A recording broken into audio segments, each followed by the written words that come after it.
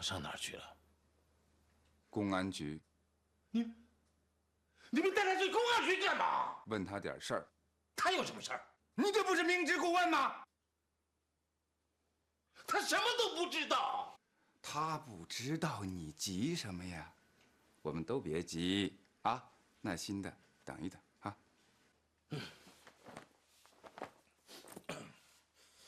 亲爱的金钟队长周海东同志，此信开篇，恕我直言，10年前817金融诈骗杀人案中诚死案，皆因警方无目标锁定所致。在此，我非指责警方无能，只因你们的对手太狡猾。这个狡猾的狐狸不是别人，就是四海集团乔大老板乔一鸣。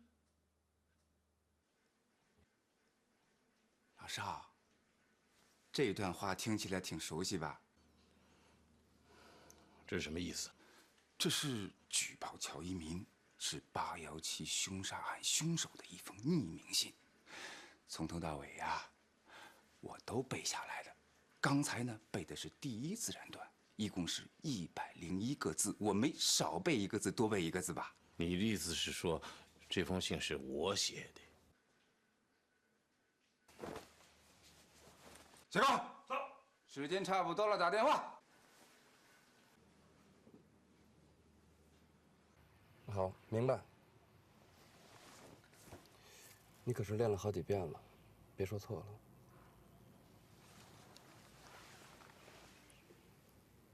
喂。我明白，你把电话给明哲吧。喂，明哲，是我。我跟警方全都承认了，你也别瞒什么了，再瞒下去对你不好，不就是一封匿名信吗？喂。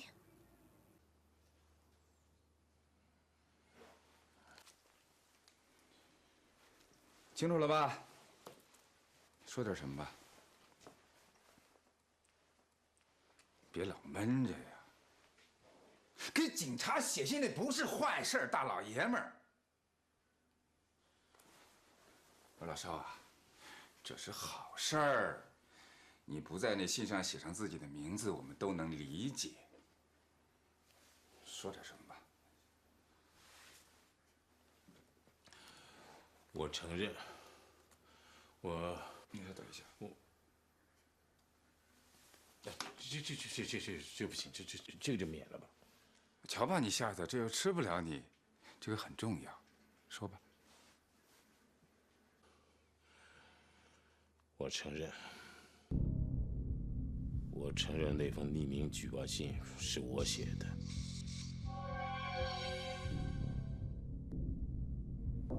其实，不瞒你们说，我好多年以前就察觉到乔一鸣和我妻子明娟关系不正常。但乔一鸣不是个男人，太没有良心了。当年他欺诈的时候，我是怎么帮他的？俗话说知恩必报，知恩必报，他就这么报答。去勾引曾经帮助过他的恩人的老婆。我承认，我写匿名信举报他乔一鸣，是有那么一点儿泄私愤也好，报复心态也罢，但你们警方也不得不承认，我心中试问的那几点也不是没有道理的。你们说817案之后，乔一鸣的买卖为什么越做越大？这只和他拥有了那5000万的巨款，是不是有关系呢？为什么第2年，四海财务室一场火灾烧毁了所有账目之后，银行又遭电脑病毒攻击？这是和他想把转移吞噬那5000万的证据全部销毁。抛开我泄私愤、报复心态，我想举报他的行为，也是一个公民应尽的责任和义务。老邵，咱不说虚的啊，也别把自个儿抬那么高。你说乔一鸣是817的凶犯，你肯定掌握着证据，对吧？绝对不会是瞎猜吧？我当然是猜测了，但这是我经过认真分析和思考之后的判断。老邵，我在问你的证据，你这样说可就不负责任了啊！乔一鸣是什么人呢？啊，那是为咱龙城做出巨大贡献的一个企业家。就因为你啊泄私愤想报复，你就说人家是817的凶杀案，你刚才说的，难道你就不怕啊？担一个诬告的罪名？你怎么能证明乔一鸣不是817的案犯？就因为他救过你的命，就因为你们是铁杆兄弟。反正你们不能证明他不是817的案犯，就不能说我是诬告。如果你们哪天抓住了817案犯，而这个人又不是乔一鸣，那我邵明哲情愿担这个诬告的罪名。行了，我该说的全说了，我也不想再说什么了。完了。完了。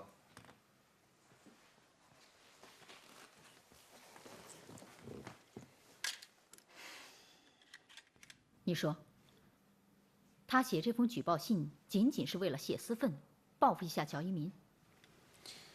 你相信吗？你相信吗？我相信不相信还在其次，乔一鸣会相信吗？你的意思是，让乔一鸣知道是邵明哲举报的他？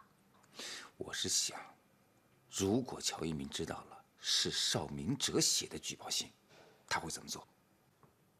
他如果是817案的凶犯，那他一定会怀疑邵明哲手里掌握着他犯罪的证据。对，那我们就引蛇出洞，逼乔一鸣向邵明哲出手。如果他不肯出手呢？除非他不是817凶犯，如果他是的话，必然出手，束手就擒，绝对不是乔一鸣的风格。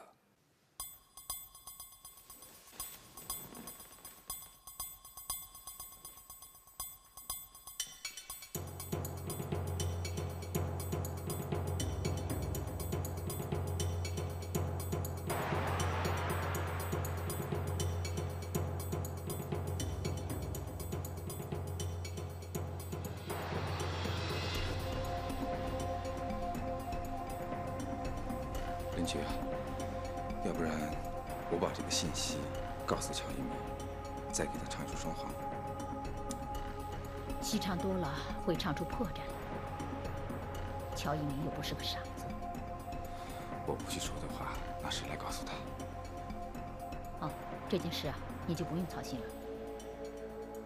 你去严大律师那吧。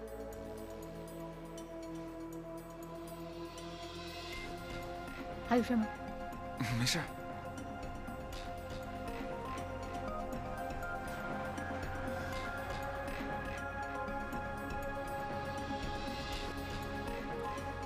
把门给我锁上。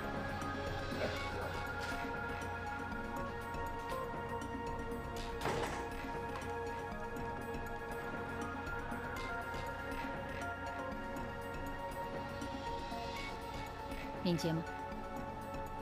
我是林兰。周海东早就感觉到局长林兰有什么事瞒着他和大家。这个破过多少奇案要案的女上司的厉害，他是领教过的。这个女人经常能不显山不漏水地走出既怪又出奇制胜的一些险棋。难道这次她又走了一步什么怪棋？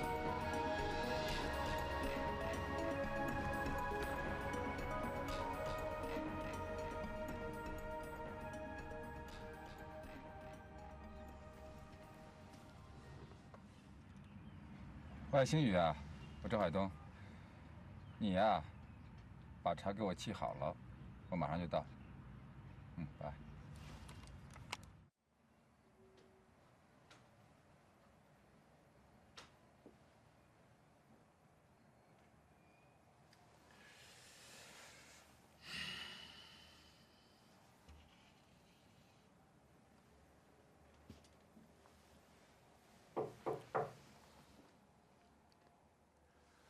进来吧，那么客气干嘛啊？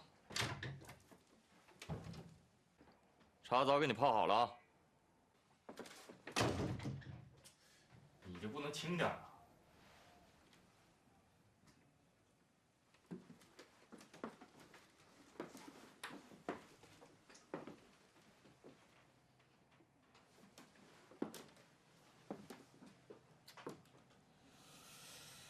我怎么分析，怎么觉得这个敏娟有问题？那你就说说看啊。呀，韩叔，你怎么来了？乔一鸣，滨海分公司，5000万失踪，敏娟。我来呢，就是想问问你，什么时候关心起这件案子来了？韩叔，来，您坐，喝茶，坐。啊，这茶好像不是给我沏的吧？一会儿是谁来找你啊？周海东。他是不是一直在协助你调查这个案子？不，他呀，是来阻止我的。韩叔，你不会是也来阻止我的吧？那你说我来干嘛？韩叔，我可是在法律允许的范围内展开的调查。我想你不会以权压人来阻止我的行动。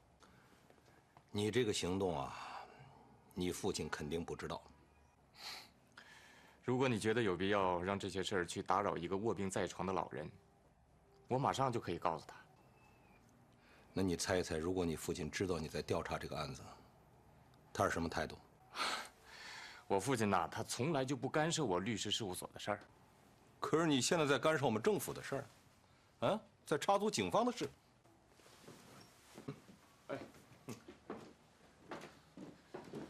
韩叔啊，其实我不这么认为。是你不这么认为，你一定认为是维护法律的尊严是每一个公民的责任跟义务，对吧？对呀。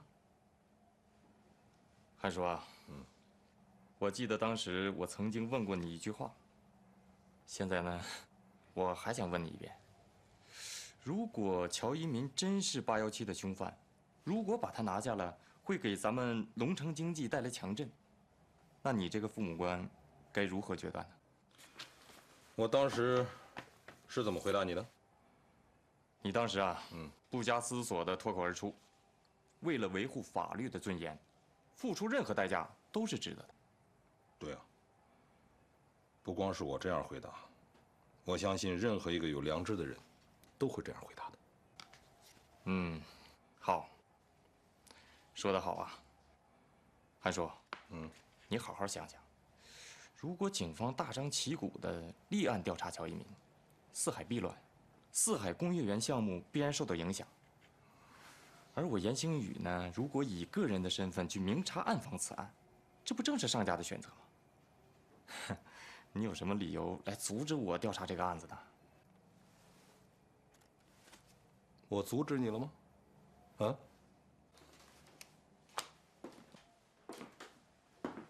你看看。这么重要的事儿，你在这上头瞎写什么呀？啊？韩叔，你不会是来鼓励我的吧？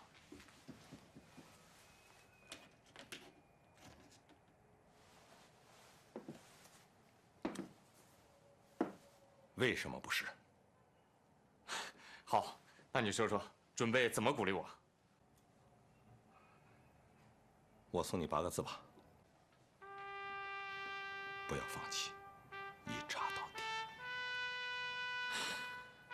韩叔，我也回你8个字：天网恢恢，疏而不漏。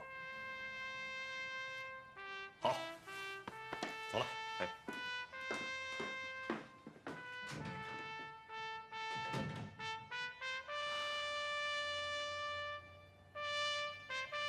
不要放弃，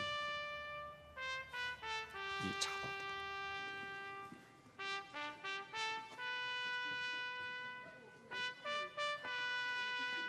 回来。哎呦，还是这儿。哎，你也过来了。您一定是来劝星宇退出的吧？你看，只有您出面他才肯听，我们出面不管用。那你干嘛来了？我们也是劝他退出的。滑头。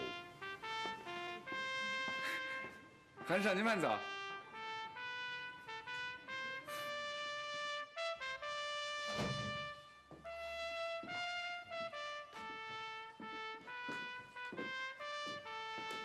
韩市长来过了，知道了还问？他跟你说什么了？没什么，人家路过上来看看。那你跟他说什么了？没说。没说，他为什么说我是滑头呢？你呀，你本身就是个滑头。我说严星宇啊，不仗义哈，我可是顶着雷帮你搞东西，你还说我是滑头？哎，行行行，我不管你是明里帮还是暗里帮，说吧，这次顶着雷又给我弄来什么有价值的东西了？你想要什么东西？那天跟乔一民彻底谈崩了。我本来想查一查四海集团和滨海市业务往来客户的名单，可是他拒绝了我。这个老滑头，你说，乔一民是滑头，别把那个滑头乱按。你看看我给你搞什么东西来了？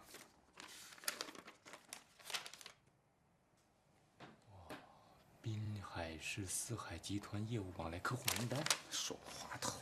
好，好，好，好啊。海东啊，你呀，果然是个滑头。我怎么还是滑头？下车吧。我真是不想进这家门半步。你还是拉我上你那儿吧。乖乖的听话。越是这个时候，越不能住在我那儿。等你什么时候把婚离了，我那儿的门向你敞开呢，好不好？你说你怎么这么傻呀？警察这么一问你，你就全盘托出啊？我不是再三跟你说，就是不要说这个事儿吗？有什么大不了的事儿啊？你们就写了一封匿名信吗？人家公安局说了，这是办好事儿呢，你怕什么？那好，那他们为什么不查乔一鸣，还硬说是，说是我诬告了他？那你诬告了吗？没有，我认为我的分析是对的。那不就得了吗？那你就让警察慢慢查去，慢慢分析去，这事儿早晚会有个结果的。好了，别啰嗦，好，上楼吧，拿上你的箱子。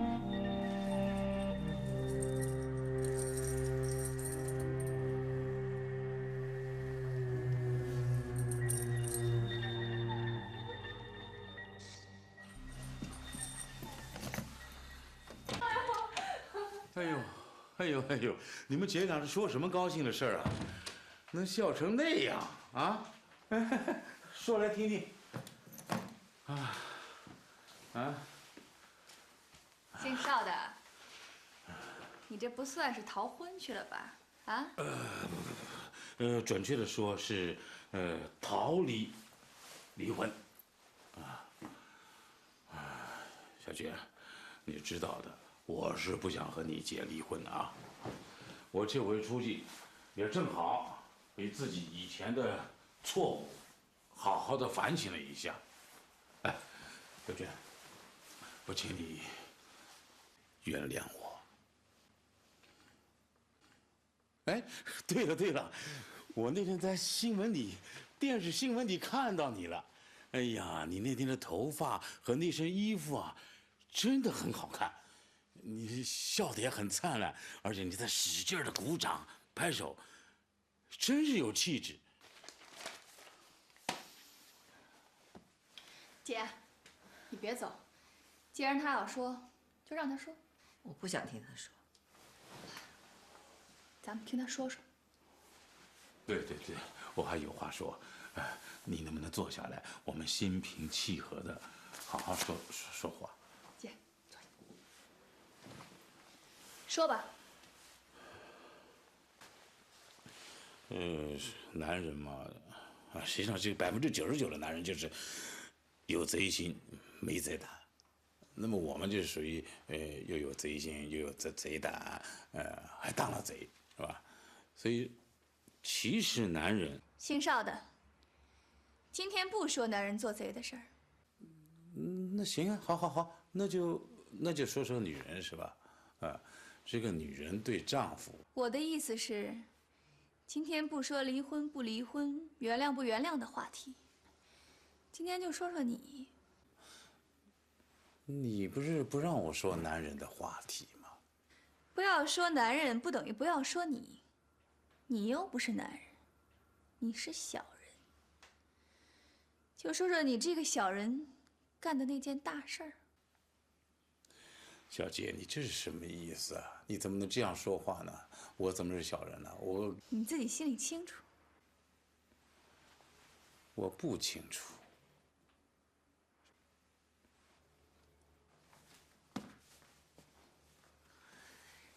姐，你说无中生有、凭空捏造、暗地里写匿名信举报乔大哥的人，算不算是小人？你说什么？你写的匿名信？小姐，谁告诉你的？公安局。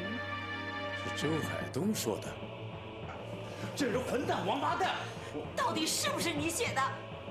我只不过我只不过是根据我的分析，向警方提了一点看法。再说了，我这也是不犯法。滚出去你！我这是为了姐，不能让他走。乔大哥这么好的人，被他凭空诬陷，得让他说出来到底是为什么。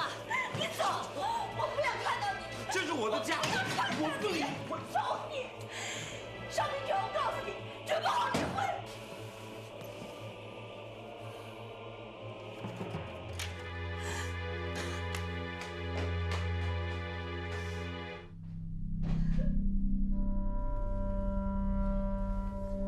被轰出家门后的邵明哲反而从惊恐变得坦然了。反正迟早有一天要被老婆轰出去，但离婚他是绝对不答应的。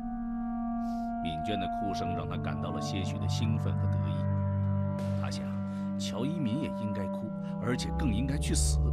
他就是死了，也不能把屋里哭天抹泪的老婆让给他。而敏娟气愤和痛苦的是，她想不明白自己怎么居然和邵明哲这样的小人在一起生活了这么长时间。她以前只是明白自己已经不爱这个男人了，但现在这个男人在她看来就是一个十足的伪君子，一个十足的混蛋。但邵明哲这个被敏娟称之为混蛋的男人，也终于体会到了什么是丧家之犬的感觉。他想，这个时候，楚梦想不收留他都不行。他一直自信，楚梦这个女人还是爱他的。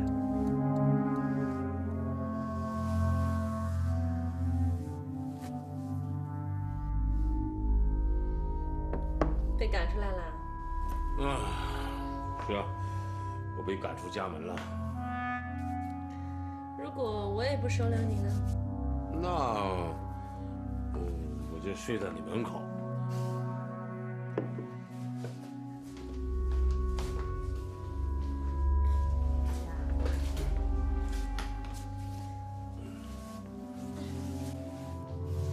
明哲，离婚吧，离了婚我好嫁给你。这儿呢就是你的家，你不喜欢这儿吗？喜欢，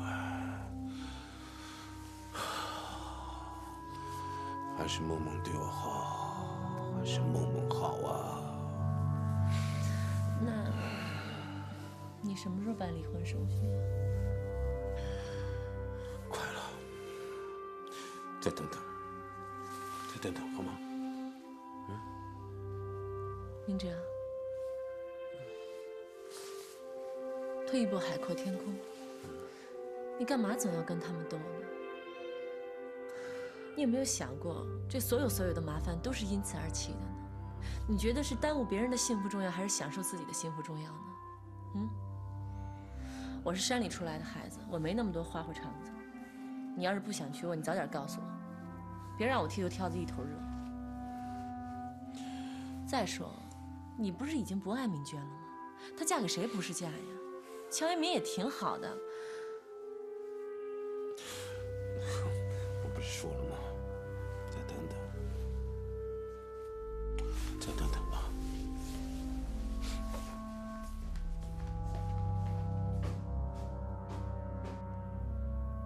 这人怎么就会变得让人琢磨不透呢？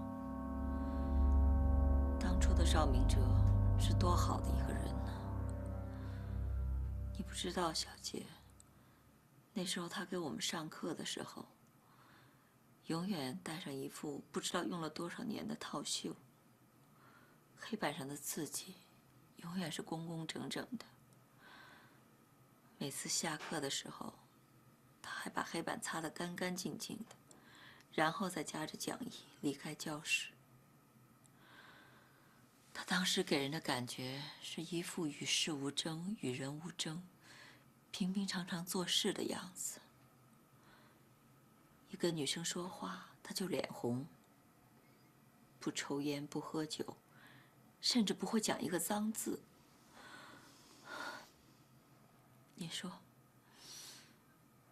人怎么就会变化得这么大，让自己最亲近的人都不认识了呢？道理很简单，人都在变嘛。你是可以变了。你说，随着年龄的增长，你可以变得有脾气，变得不拘小节，你可以往好处变呢，为什么会越变越坏呢？姐，你太善良了，总是看到别人的优点。小杰，你是不是认为姐特傻、特愚蠢呢？是。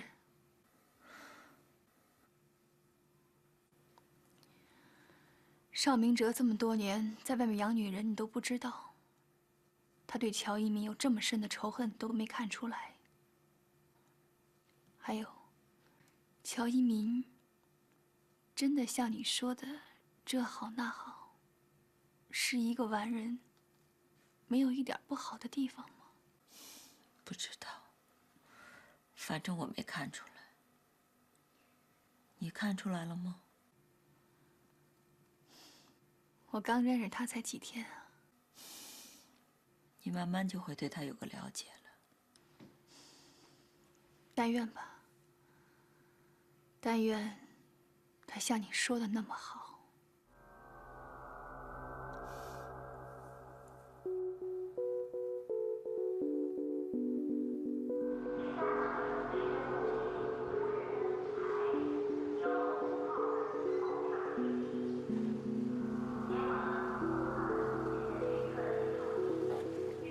你们先去换登机牌和买机场建设费，我跟中大队再聊几句啊。别落东西啊！我说你的脾气真够急的哈！昨天刚给你那个客户清单，你今天就要派人飞滨海。你别装了你啊！你不也希望我早点动身吗？我们什么意思？我问你，你知道昨天韩市长为什么说你是个滑头吗？不知道。冤枉我！你知道他昨天来找我干什么来？什么事情？昨天韩市长找我呀，送了我8个字：不要放弃，一查到底。你说这韩市长啊，他怎么就那么聪明，什么事情都瞒不过他？哎呀，你别以为就你们几个聪明啊。海东，你跟我说实话。你告诉我的那封匿名举报信的内容，是真的吗？当然是真的。真的。行了行了行了，我不点破你了啊，我给你留点面子。我也请你记住一点呐，我严星宇也是一个大大的滑头。你看起来很像。哎，你到滨海以后啊，小兰一定给我打电话，有什么困难？行了。别以为啊，滨海就你有朋友。走了啊！中。全都什么人？严星宇一行人去滨海的飞机还没有起飞，一架从北京飞来的飞机在龙城机场的跑道降落。楚梦在平山县的恋人王云乘这架飞机来到了龙城。这个平山县河口乡的副乡长，终于利用在北京参加全国土特产品展销会的机会，抽身踏上了龙城的土地。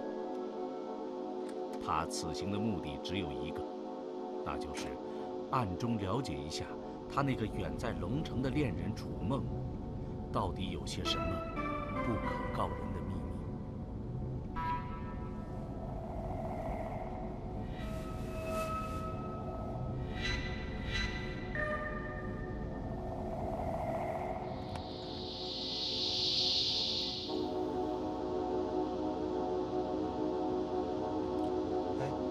师傅，咱们这儿是不是有个孟母家园呢？对，那是富人住的地方，一般人买不起。你要在那买房子吗？啊，是。哎，要不您先拉我去看看？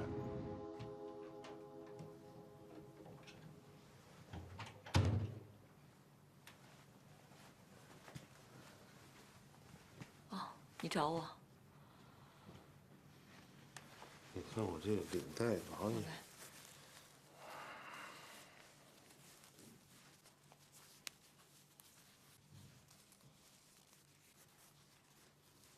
你眼睛怎么肿了？昨晚上哭了吧？你这领带跟你这衣服不太协调。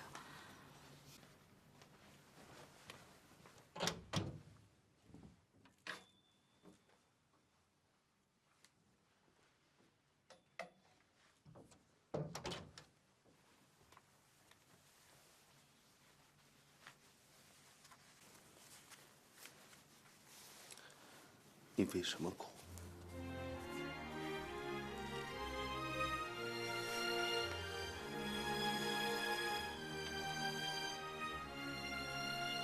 明娟，你知道我最不愿意看到的就是你难受。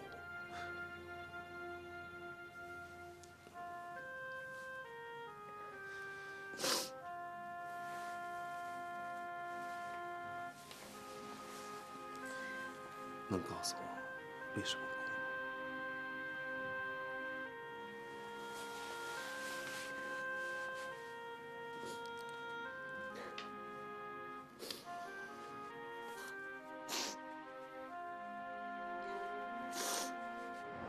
明天把这个3号楼让底下的办公队长给我收拾好，我呢要带几个外国客人来看一看，别到时候让人看了失望。把地面墙体都做仔细检查。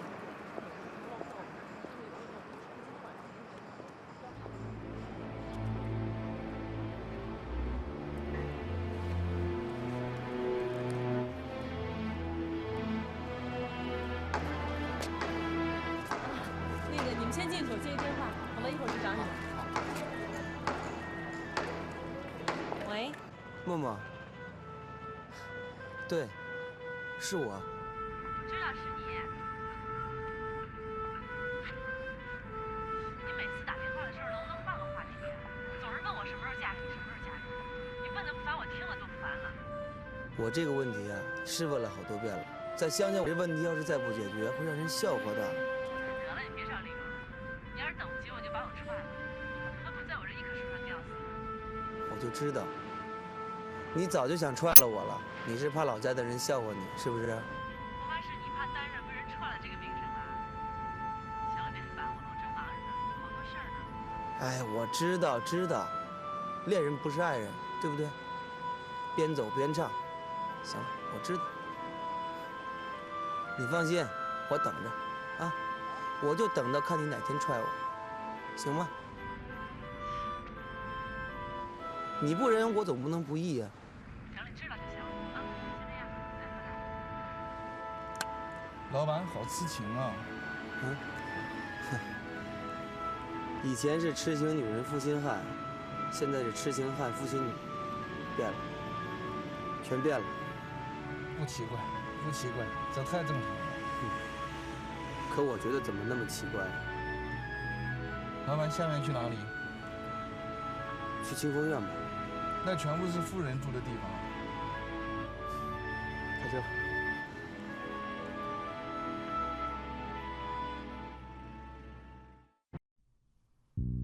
在乔一民的再三催问下，敏娟抹着泪告诉了他邵明哲写匿名信举报他的事。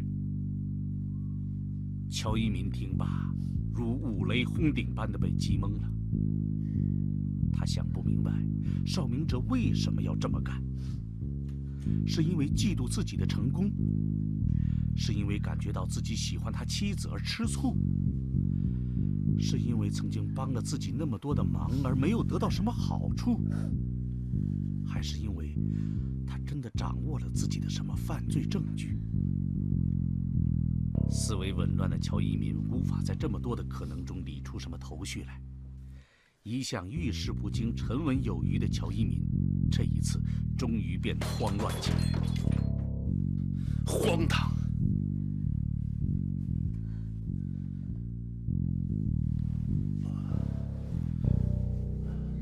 对不起，对不起的应该是我，这一切可能都跟我有关。不，这个事儿跟你一点关系都没有。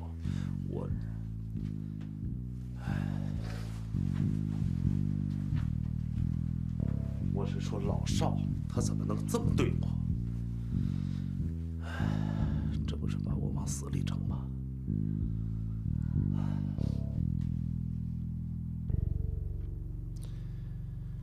他是个大混蛋，伪君子，小人。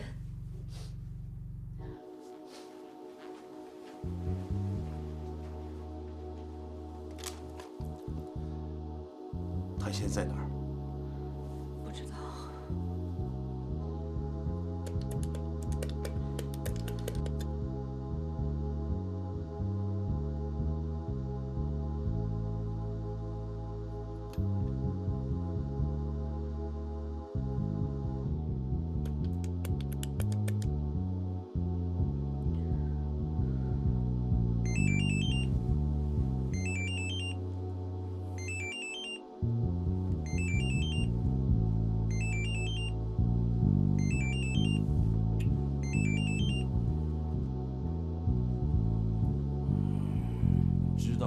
在睡觉吗？我的10天假期还没有到呢，请你不要打搅我，好吧？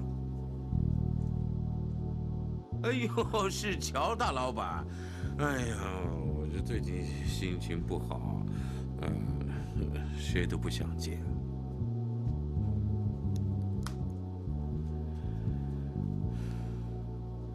你以为你是谁呀？你以为你有2个臭钱就威武了？你想见谁就见谁啊！我就是不见你，气死你，急死你！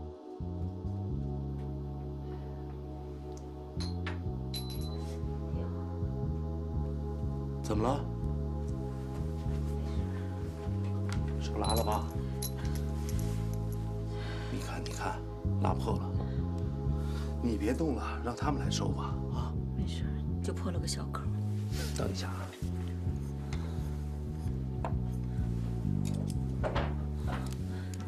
在这边最下面一个抽屉。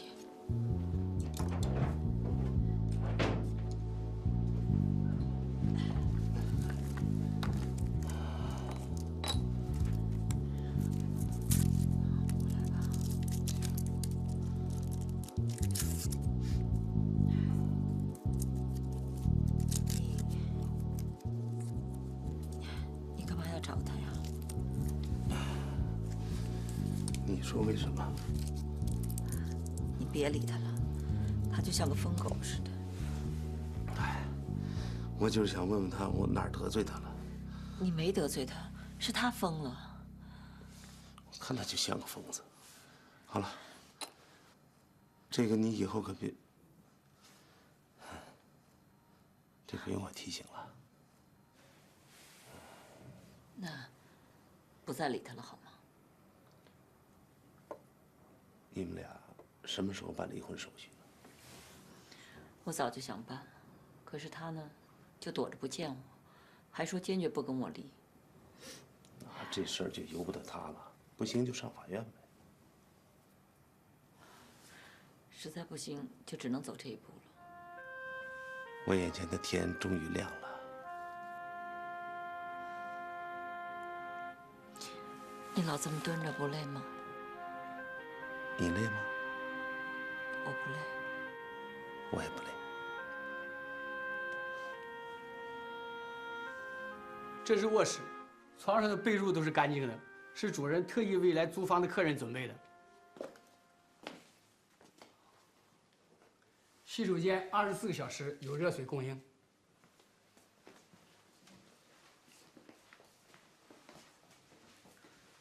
厨房有管道煤气，电话也能用，能打长途，国际长途不能打。这里的水费、电话费、煤气费您自己交，您用多少交多少。那是。这是客厅，客厅里有闭路电视，能收56个频道。你看这房子满意吧？满意。不过就是有点贵了。您看呢？这才2室一厅，一月要5000块。这主家说了，您要是租1年，1个月就2000，您这租1个月，这个价格怎么算？是。哎，您要是不满意，就算了。不是，我们呢也是替主人的义务服务的。我不是那个意思。这是1万块钱，是我的房租跟押金。您是不是得给我个收据啊？你把身份证给我，我去复印一下备个案，这是我们的规矩。然后我把收据、身份证再还给你。好。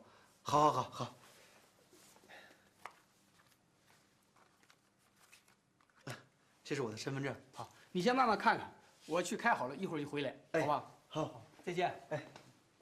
谢谢您啊。不客气。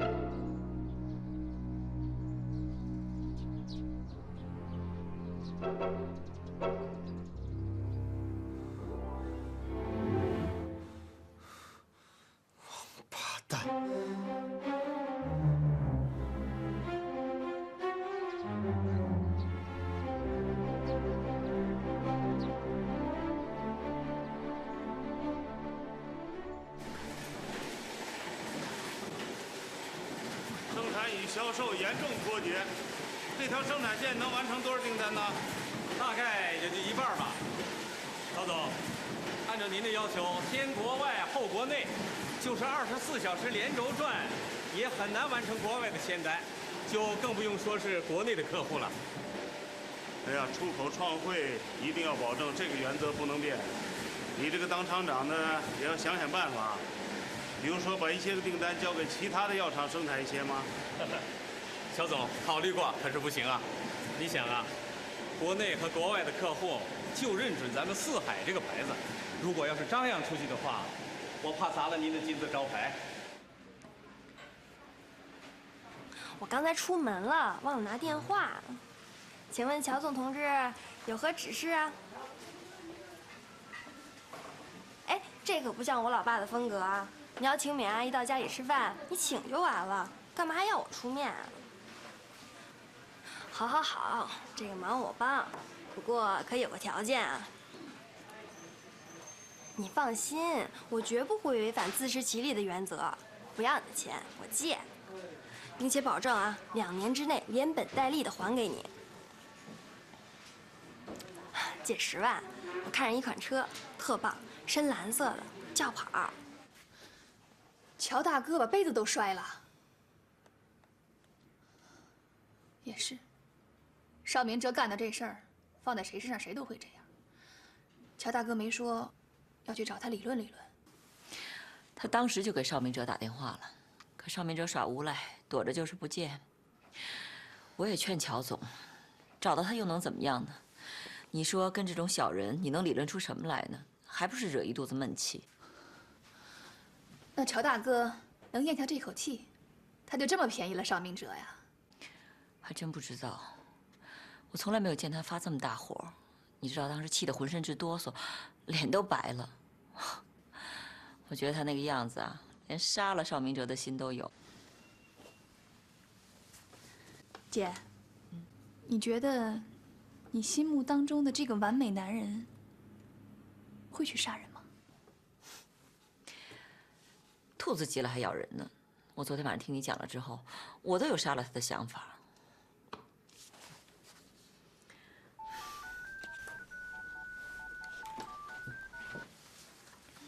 喂，小娜，找阿姨有事儿吗？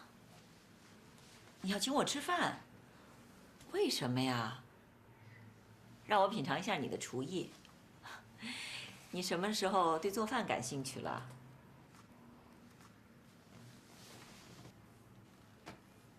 好，好，好，我晚上一定去啊。哦，对了，小娜，阿姨可以带一个人去吗？当然是女的啦，我妹妹。那你要是不让我带她去的话，那阿姨也就不去了。好，好，好，晚上见啊！哎，这姑娘，姐，她好像对我有成见啊，晚上我得收拾收拾她。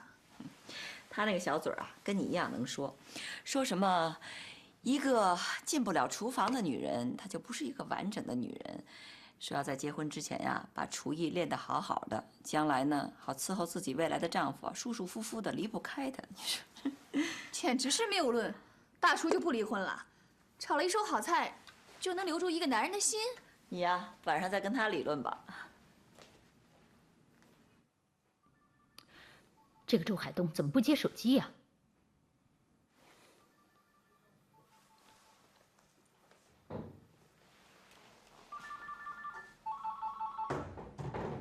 我说邻居啊，我可不可以省下这几毛钱的电话费？可以。谢谢您让我省下几毛钱的电话费。我妈跟我说了啊，省下的钱就是挣下的钱。我今天又挣了几毛钱的电话费。有情况？有啊。我告诉你啊，乔一民得知邵明哲是写举报信的人，那是暴跳如雷啊，连杯子都摔了，立马打电话找邵明哲理论一番。可是邵大行长就是躲着不见。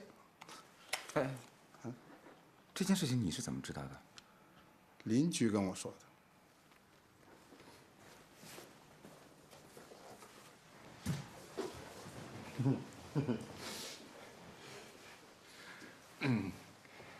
林局长，您又是怎么知道的呢？想知道吗？想。老规矩，我可以告诉你，但你得离开专案组。告诉我这件事的人呐，他是……停，我什么也不想听了。好不容易混进这个专案组，我可不想被人半路给开掉，是不是，王队？知道了就好。好了，咱们言归正传吧。王队长，现在乔一鸣很可能向邵明哲下手，所以你们刑警队啊，一定要加大对邵明哲的保护力度。是。但是有一点啊，不能打草惊蛇。是。刚才监视点报告说，邵明哲昨天离开家以后，就去楚梦那儿，一直到现在没有回去。我想，他可能要长期住在那儿了吧。如果到了关键时刻，能不能让楚梦来协助我们监视工作呢？不，他们现在爱得死去活来的，不到万不得已，不动用他，以免坏了事儿。好，周队长，乔一鸣肯定会马上找你询问此事，你要做好应付他的准备。林队，你都快成算命的了。我这次来啊，就是向您汇报这件事情。乔一鸣呢，刚刚给我打过电话，约我呢今天晚上到他们家去吃饭。在哪儿吃？就他们家。还请了谁？请了财务总监闵娟，还有她妹妹闵洁。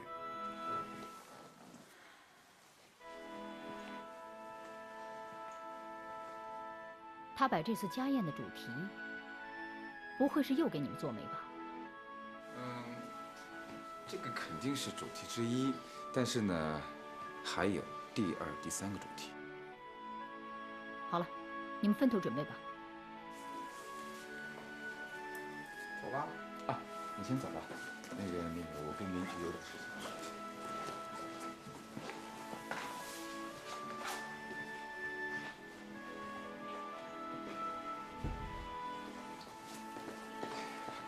林局长，要不要我向你那个雷问声好啊？有时这人太聪明了，很招人烦呢。我这个人最大的特点还不是太聪明。你最大特点是什么？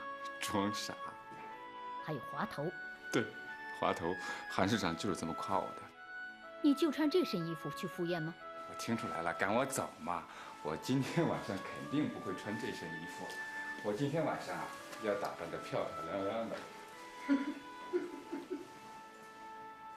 滑头。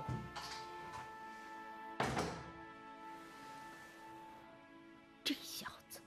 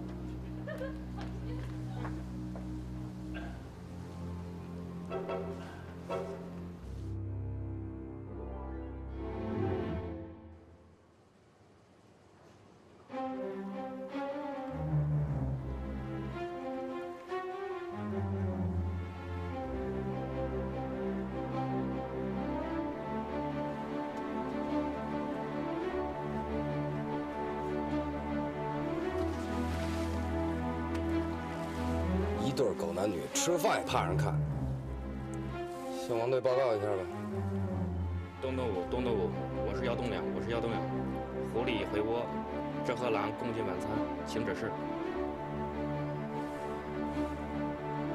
是。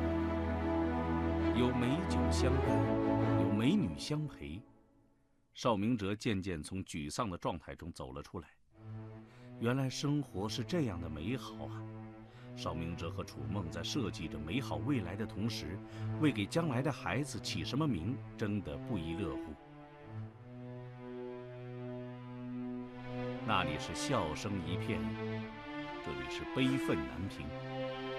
王莹虽然还没有想明白自己到底该采取什么方式去发泄自己的愤恨，但她一定会去报复，去狠狠地惩治一下夺她所爱的那个无耻的男人。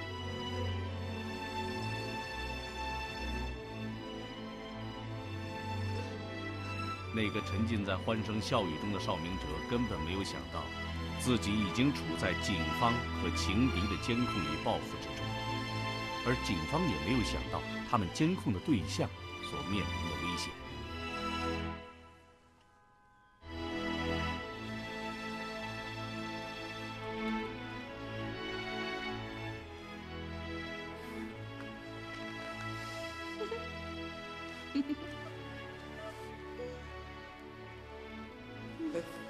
我说你什么意思啊？阴阳怪气的。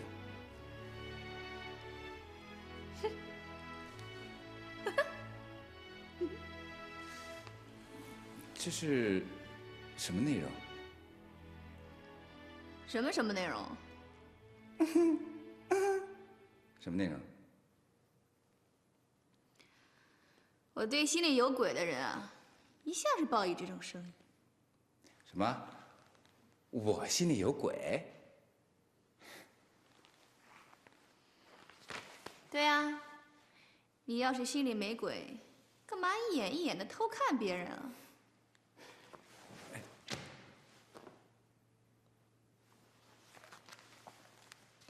干嘛欲言又止啊？哎，我说，为什么我们俩一见面，不是冷嘲热讽，就是恶语相加？很简单，不对缘法呗。我不这么认为，可我这么认为。你爱怎么认为就怎么认为，我不这么认为。德行？你说谁德行？我说杂志拿到了的那个人德行。这杂志拿到了得分怎么看。我如果这么看，他不就不到了吗？阿姨，我想明白了。想明白什么了？您这2下子，我这辈子也学不会了，所以我准备放弃学做饭炒菜的计划。哟，你要是没有这点手艺，怎么做一个完整的女人啊？就是，你今天在电话里不是还跟我这么说的吗？你不是还说，要用你的这个手艺，让你未来的男朋友为了吃上你这口菜，一辈子都舍不得离开你吗？我已经有了解决的方案了。什么方案？我要让敏娟阿姨跟我过一辈子，我未来的她，为了敏娟阿姨这么好的饭菜，也会离不开我的。姐，我说是鸿门宴吧，你还不信？我早就看出来了，乔大哥父女俩呢是变着法子想把你拐到他们家去当牛做马，您可得立场坚定点，千万别上他们当啊！这怎么叫鸿门宴啊？什么拐骗？什么当牛做马？是不是我没请你，你就变着法子报复啊？我这哪是报复，我是认真的。哎，我告诉你啊，我姐的事儿呢，都归我管。我现在就提醒你，你可别乱点鸳鸯谱，一会儿别把你自己一厢情愿的事情硬往别人头上加，记住了吗？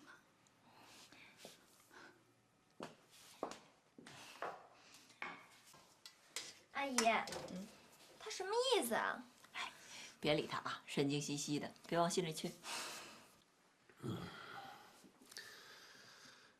小大，你张罗的这桌晚宴的主题是什么呀？主题是，哎，哪有那么多主题啊？来，喝酒。没主题？怎么会没主题呢？因为有人不让说。是我不让说的。什么主题啊？你为什么不让人说啊？因为荒唐，跟你有什么关系啊？真是。怎么说话呢？习惯了，习惯了。我不喝汤，我要吃鱼。他们2个人呢，见不着面想，见着面还吵。海东说：“是吗？”这你问他。问我干嘛呀？自作多情。有你这么说话的吗？海东，你别理他啊！今天不知道哪根筋又抽了。没关系，习惯了，习惯了。你们俩的事儿今天说不清楚，那咱就不说了。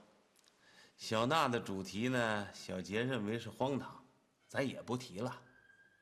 但咱总得说点什么吧，要不这酒怎么喝呀？爸，你想说啥就说啥。好，那我就没话找话了啊。你根本就不是没话找话，你是早有预谋。小杰，就是早有预谋。爸，早有预谋就早有预谋，别理他，说吧。好，还是女儿理解老爸。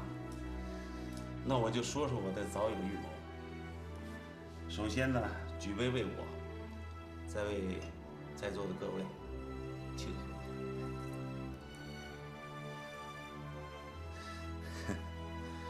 古人云：“远小人近君子。”我们不该为我们发现身边的一位小人，且将远远地离开他而庆贺吗？爸，你说的这个小人是谁啊？邵明哲。说句实话，平时我一直拿他当恩人和朋友相处，但我万万没有想到，这个邵明哲先是在外边常年的包小蜜，背叛家庭，背叛妻子，然后他要写匿名信举报我，背叛朋友，想置于我死地而后快。我想敏娟也不希望自己有这么一个丈夫，我也没有这个朋友了。我们以后不理他。爸，这件事儿值得庆贺。海东啊，我这当哥的还得说你几句。我又怎么了？你说你怎么能把邵明哲举报我的事跟小杰说呢？敏娟已经为邵明哲在外边养小蜜的事痛苦不堪了，她再知道这件事儿不更难过吗？这事儿要瞒得住你那嘴怎么那么不严呢？你的嘴才不严呢。乔哥，这事儿能瞒得住谁呀？就算是他不告诉我，我姐也会知道的呀。咱们能不能不提他呀？我现在一点食欲都没有了。哎，我说海东啊，你不能有了女人就忘了老哥，对不对？你重色轻友啊，这事儿你能和小杰说，就不能跟我说？打住吧你啊！你最不仗义了。上一次马兴亮死的事情啊，你怎么做的？跑到我们单位去了。好了，别解释了，别解释了。其实你谁都不应该告诉。你是一个好警察吗？一点保密意识都没有。乔大哥说的对，哎，我跟你什么关系啊？你就把这些秘密都告诉我。乔大哥，我可再给你声明一次啊，我跟他可是没有任何关系。你以后别什么我是他的女人啊，什么重色轻友啊，硬把我跟他往一块儿扯，千万别啊！我爸刚才不是说了吗？你们俩的事儿说不清，爱什么关系什么关系。爸，你接着说你的主题。好，那我接着说。海东啊，回去跟你们邻居说一下，邵明哲举报我那事儿呢，我不跟他计较了，你们也别跟他过不去，这事就算了啊。那可不行，不能这么便宜了他。反正是多行不义必自毙。海东，我想从你们公安的角度上问问，像这种写匿名信的人，会不会从法律的角度上和行政上给予一些什么追究呢？那要看最后的结果。哎，算了，放他一马，放他一马。好赖他原来帮过我，和敏娟呢又夫妻过一场。穷寇不追，落水狗莫打。许他不仁，咱不能不义呀，对吧？好吧，我把这个意思一定向邻居汇报。一个是仁至义尽，一个是阴险狡诈，这人啊，怎么区别就这么大？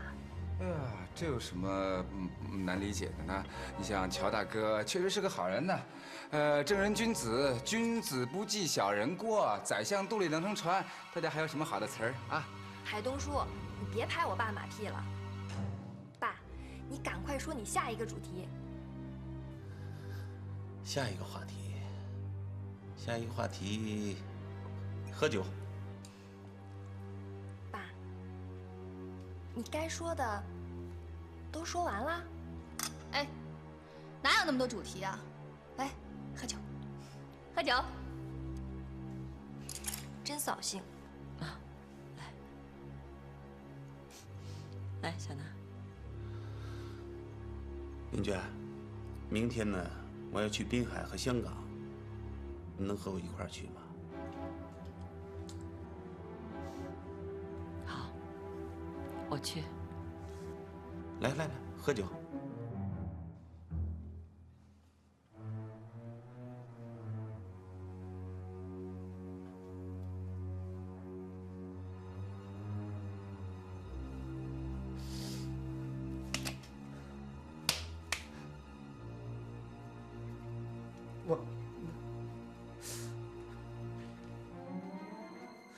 你也有戴绿帽子的一天。